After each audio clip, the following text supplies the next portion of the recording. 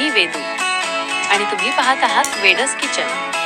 आज आपण खूप सोपा आणि टेस्टी पायनॅपल शिरा बनवणार आहोत। सर्वात आधी कढईमध्ये 2 चमचे तूप घ्या।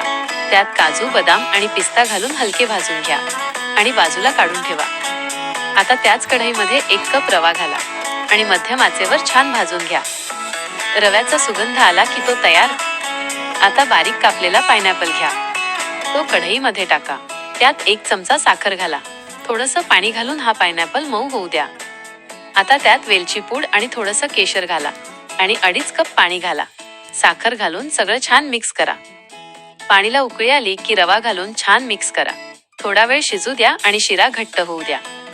आता वरून भाजलेले ड्रायफ्रुट्स घाला आणि हलक्या हाताने मिक्स करा। गरमागरम पायनॅपल शिरा तयार आहे।